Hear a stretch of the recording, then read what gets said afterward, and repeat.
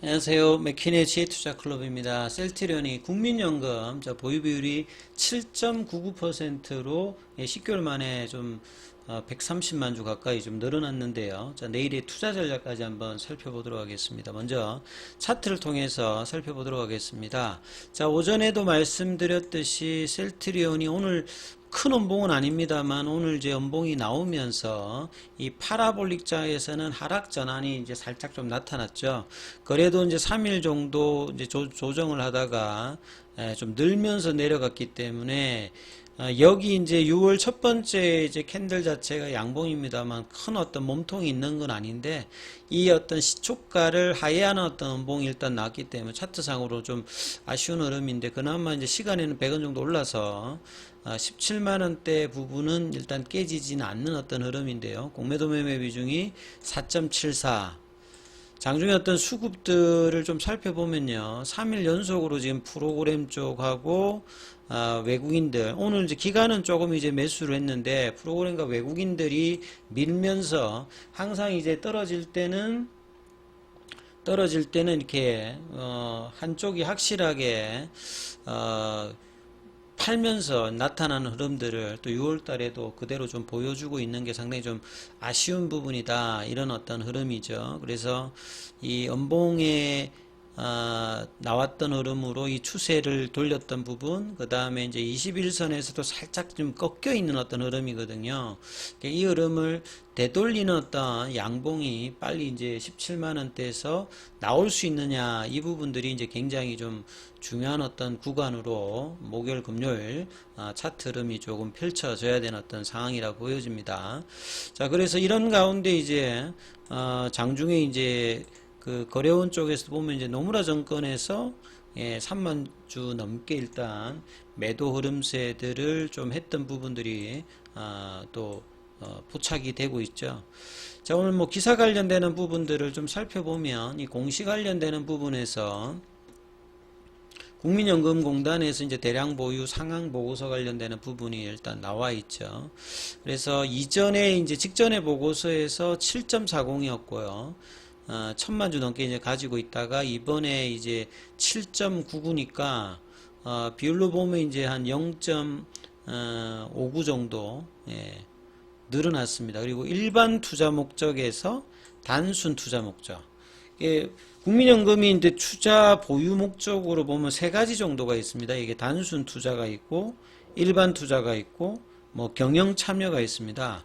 이 단순 투자가 이제 가장 이제 그 경영권에 영향을 주지 않는 어떤 의사를 하지 않으면서 단순히 이제 주식 보유하게 되면 뭐 배당 청구라든지 이런 기본적인 의결권 행사하면서 차익 실현을 목적으로 하는 게 이제 단순 투자라고 보시면 되겠고, 이거보다 이제 조금 더 적극적으로 이제 활동하는 게 이제 일반 투자거든요. 그래서 뭐 임원의 어떤 보수를 좀 뭐 많으면 좀 지적을 한다든지 이 배당금을 좀 늘려달라 이런 어떤 부분들을 어떤 제한하는 것이 일반 투자 목적인데, 이런 부분에서 이제 단순 투자 목적으로 보유 목적을 일단 변경을 했어요.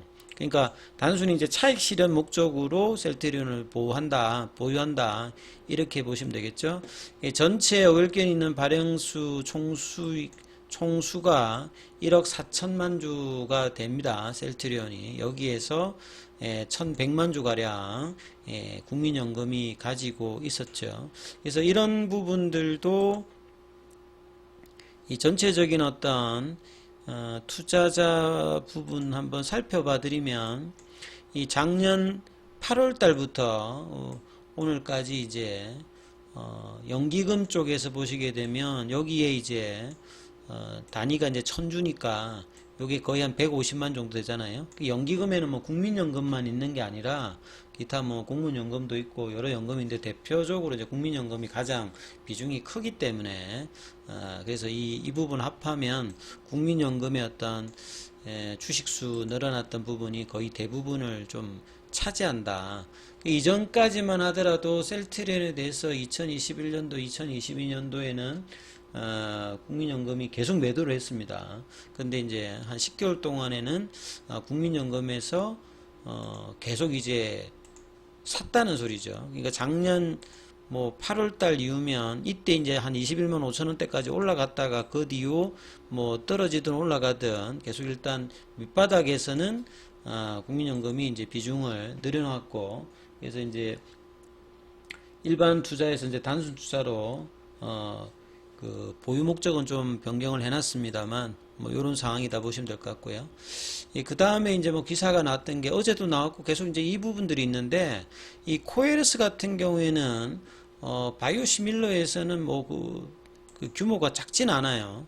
그리고 실제로 이제 미국의 이제 코에르스 그 바이오사이언스의 주가 흐름을 월봉을 보시게 되면 별로 그렇게 좋지 못합니다. 2015년도에 주가가 이 상태에서 거의 지금 한 90% 가까이 지금 하락에 있는 상태죠.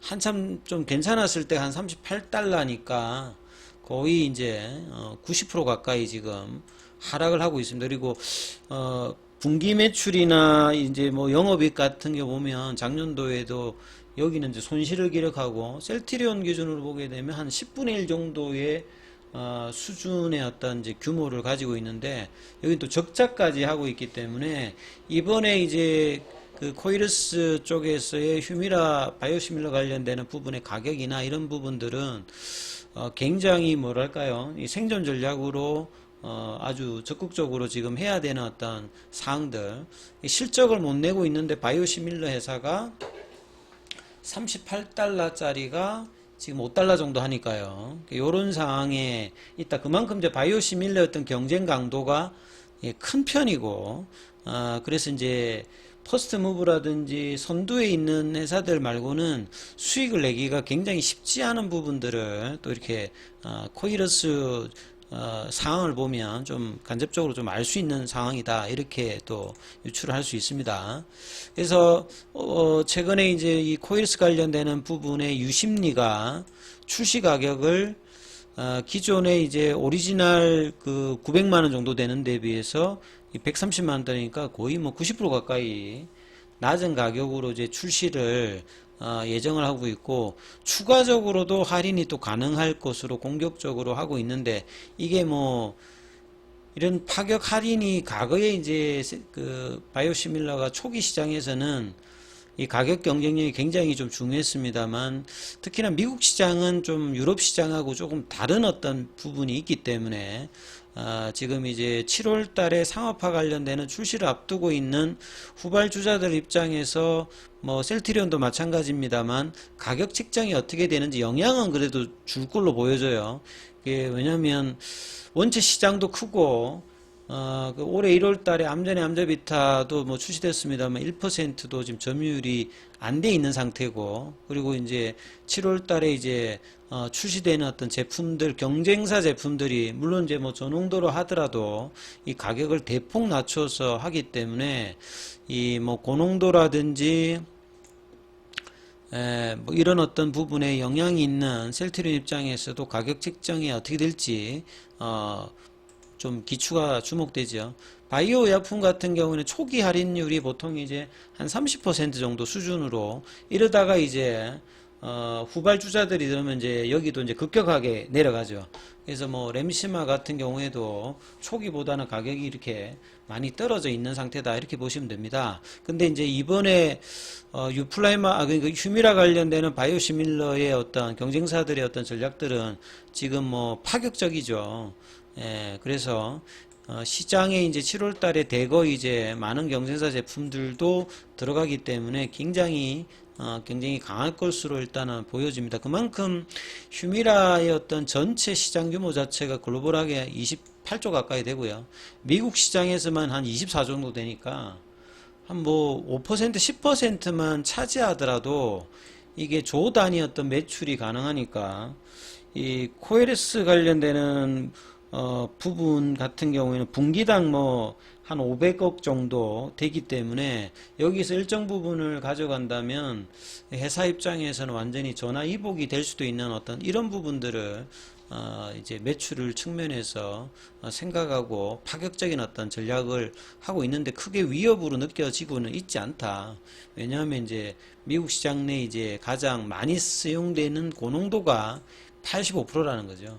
근데 이제 15%가 이제 뭐 저농도라고 하면 미국 시장이 이제 뭐 24조라고 하면 15%만 해도 한 3조 정도 되죠.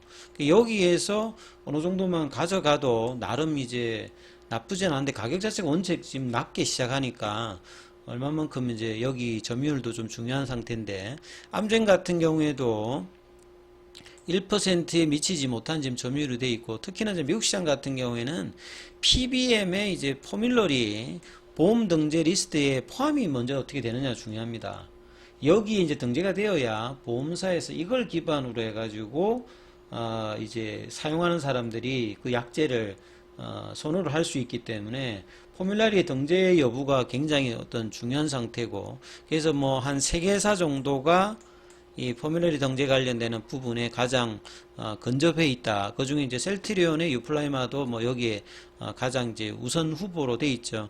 그리고 셀트리온의 이제 유플라이마 같은 경우에는 이 고농도뿐만 아니라 시트르산염을 좀 제거를 하고 그래서 통증을 좀 완화시키는 부분과 그 다음에 인터체인저블은 이제 약사가 의사의 처방 뭐 부분하고 이제 별개로 독립적으로 이제 인터체인저블을 허가받은 바이오시밀러가 있으면 이 의사의 처방 없이 약국에서 이제 교체해가지고 쓸 수 있는 부분이죠. 여기까지 지금 진행하고 그 다음에 라니 테라피틱스와 이제 경구용으로도 이 부분을 준비하기 때문에 장기적으로 미국 시장에서 얼마만큼 점유율이 확대되는지 굉장히 뭐 주목해야 되는 어떤 장기적인 이슈가 있는 상태죠. 근데 이런 부분들을 주가는 1년 반 동안 거의 지금 반영을 안 해주고 그리고 끊임없이 이제 좀 탈출을 하려고 하는 시도를 하고 있는데 이게 쉽게 지금 넘어가고 있지를 못합니다. 그래서 이런 수급의 어떤 압박들이 계속되고 있는 상황에서 빨리 이제 추세가 다시 원상태로 올라가기 위해서 결과적으로 이제 18만 4천 원대가 넘어가야 되는데 이게 참 쉽지 않습니다. 올해 이제 상반기가 지금 다 끝나가고 있는데 아직도 월봉상으로는 그 어떤 고점 라인들 본격적으로 이제 탈출은 제가 볼 때는 20만 원이 넘어야 탈출이고 기관들도 대부분 20만원 초반, 20만원 중반, 많은 데는 이제 30만원 부근까지 이제 목표가를 제시를 하고 있습니다만 상반기를 본다라고 하면 바닥에서는 어느 정도 이제 벗어나는 국면입니다만 확실하게 이제 상방의 어떤 추세 전환은 아직까지 좀 못 일어나고 있는 어떤 흐름인데요. 자, 이런 흐름들이 나타나기 위해서 주반에 다시 이제 이 17만원의 지지를 받으면서 17만 5천원 그리고 볼린저 밴드 상단 가격인 18만원대 이 부분들 넘는 어떤 시도가 또 나올지 여부가 중요하니까 이 부분 참조하시면서 대응 전략 삼아 보시기 바라겠습니다. 여기까지 하겠습니다.